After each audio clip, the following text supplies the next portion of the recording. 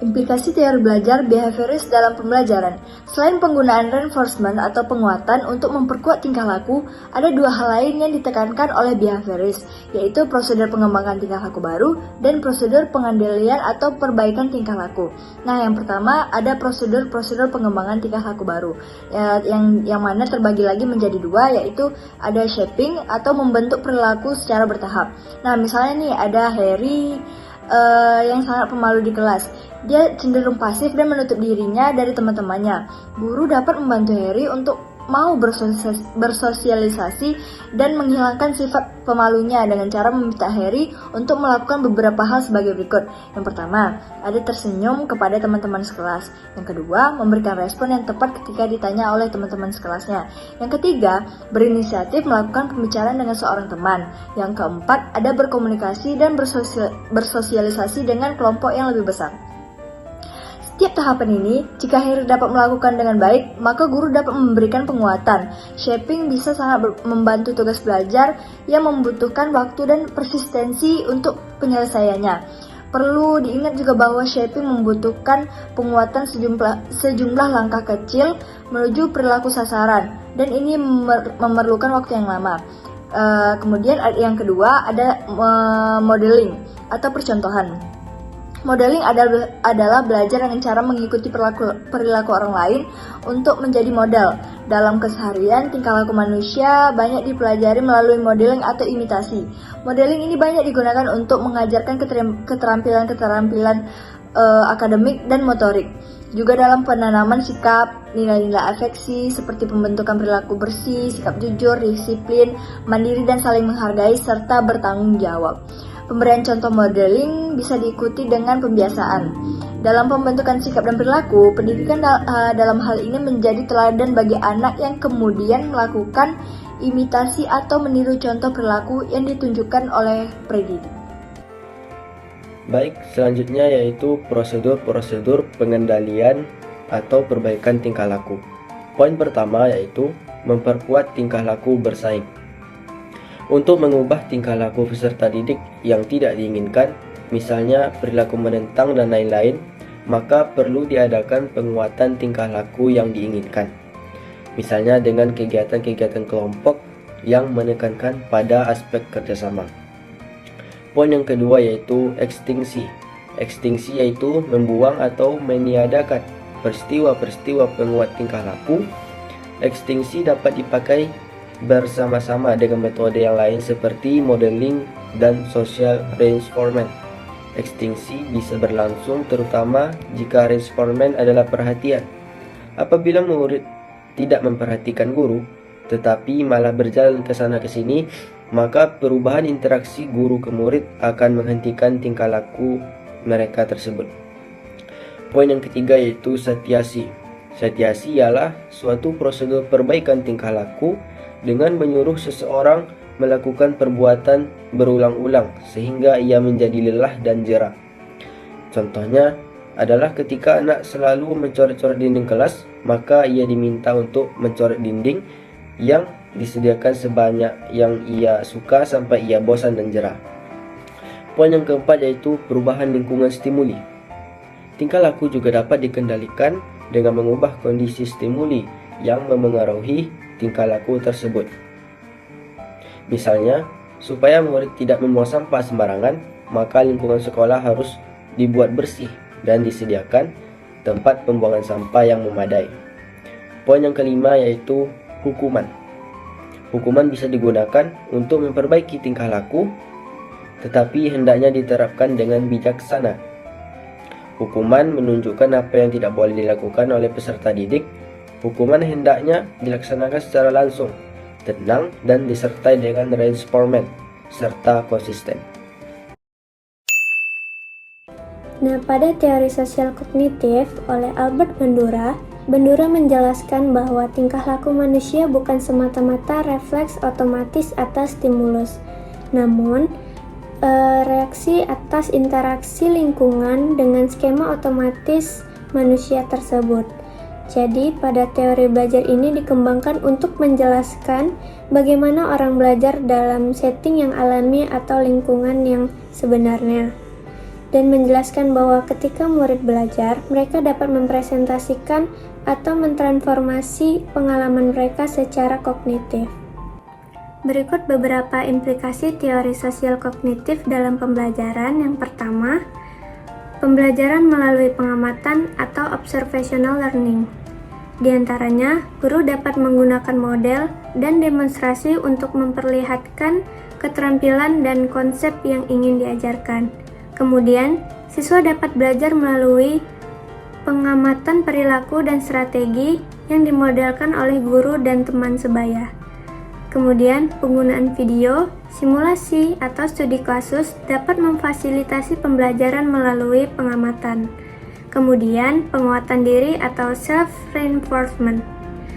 Di antaranya, mendorong siswa untuk memberikan penguatan positif pada diri sendiri saat mencapai tujuan atau melakukan perilaku yang diinginkan. Kemudian, membantu siswa mengembangkan kepercayaan diri dan motivasi intrinsik dalam proses belajar.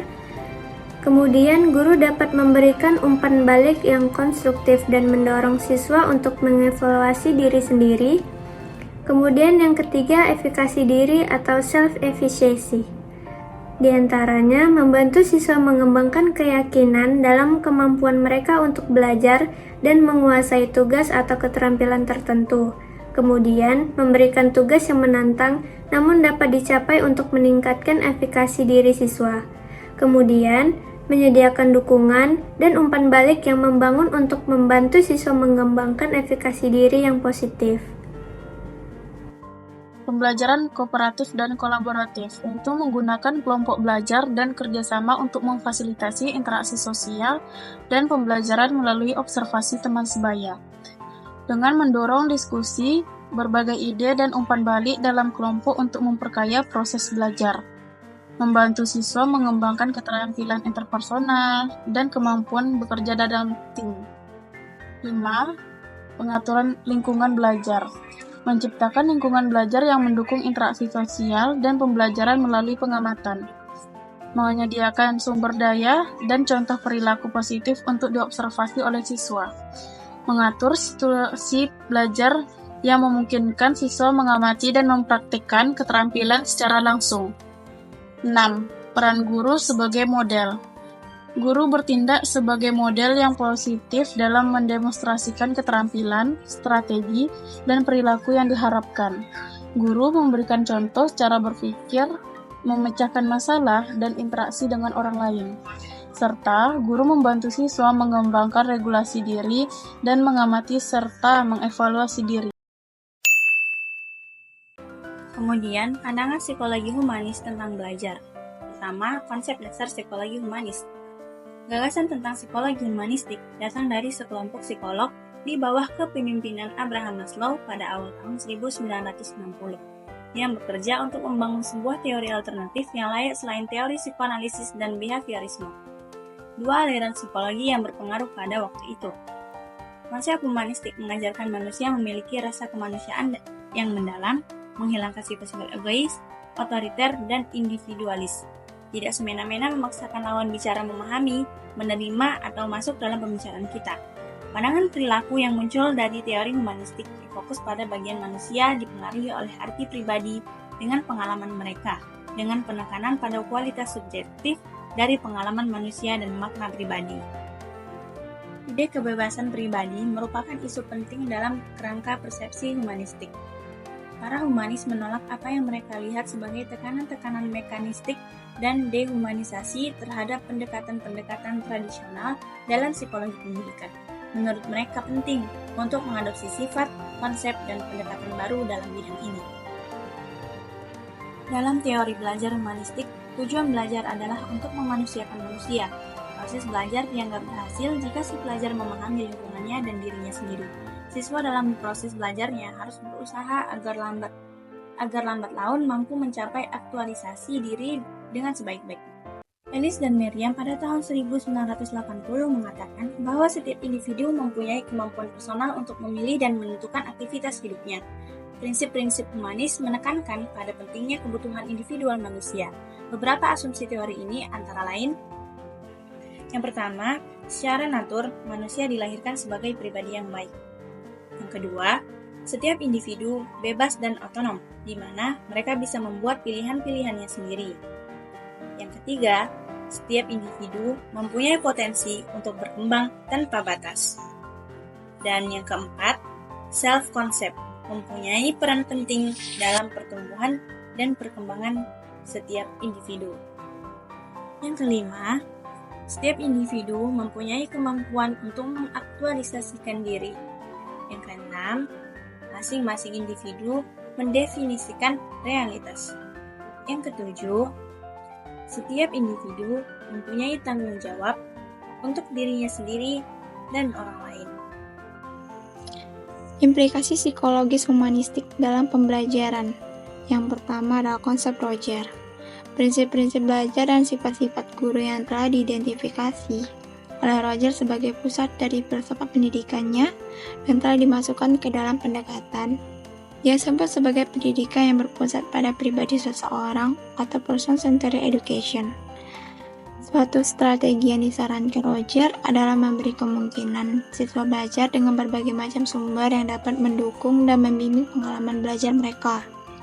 Sumber-sumber yang dapat meliputi materi pengajaran seperti buku, bimbingan referensi, dan media pembelajaran seperti komputer. Namun juga dapat berupa orang, seperti anggota masyarakat, yang mempunyai suatu bidang minat atau ahli yang bersedia mengungkapkan pengalaman-pengalamannya kepada siswa. Nah, kemudian ada strategi lain yang disarankan Roger adalah peer tutoring, atau siswa yang mengajar siswa lainnya.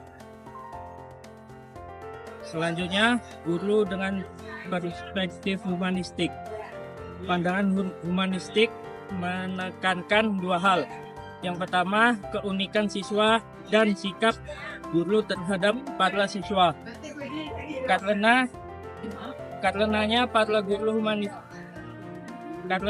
para guru humanistik terutama perlu lebih sensitif pada keanekaragaman di dalam kelas-kelas mereka.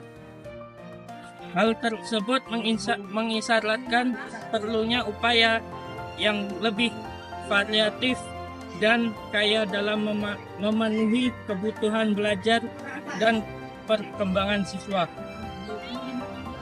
Jika mengajar adalah seni dan ilmu pengetahuan, maka para humanis berada pada sisi seni dan para behavioris berada pada sisi ilmu pengetahuan.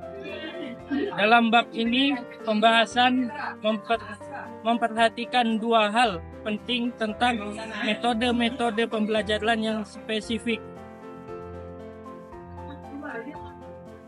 Masing-masing merefleksikan sebagian besar perhatian pada humanis terhadap individu dan perkembangan mereka secara komprehensif.